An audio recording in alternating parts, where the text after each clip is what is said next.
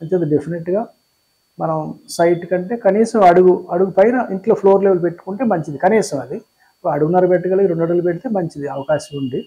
అలాగే మీకు ఫ్లోరింగ్ కంటే ఒక అడుగు డౌన్ మనకు స్థలం ఉంటుంది. అలాగే స్థలం కంటే రోడ్ ఇంకా డౌన్ ఉండాలి.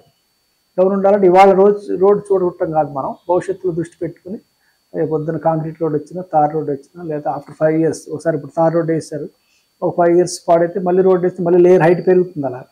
అలా ఎవ్రీ 10 yearsకి ఒక 4 అంగుళాలు హైట్ పెరిగే అవకాశం ఉంది, రోడ్డు పెరగచ్చు. అలా ఒక 20 ఏళ్ళు అయ్యేసరికి మీకు 4-5 సార్లు రోడ్డు వేస్తే ఆ రోడ్ హైట్ అడుగున్నర 2 అడుగులు పెరగచ్చు. కాబట్టి దానికి తగ్గట్టు మీరు స్థలాన్ని హైట్ పెంచుకోవాలి, దానికి తగ్గట్టు ఫ్లోర్ హైట్ పెంచుకోవాలి. ఇది వాస్తు చాలా ఇంపార్టెంట్ విషయం. ఇల్లు కానీ డౌన్ అయిపోతే వాస్తురీత్యా బలం తగ్గిపోయినట్టే. ఎవరి ఇల్లు అయితే రోడ్ లెవెల్కి ఫ్లోరింగ్ లెవెల్ ఒకటే ఉంటుందో దాన్ని రిటైర్డ్ హౌస్ అంటాం మనం వాస్తులో. రిటైర్డ్ హౌస్ అంటే ఓల్డ్ మ్యాన్ అన్నట్లు లెక్క. అది దానికి బలం ఉండదు, ఆ ఇంట్లో ఉండే వాళ్ళకి మాట చెల్లుబాటు ఉండదు, బలం లేనట్టు చెప్పాలి వాస్తురీత్యా.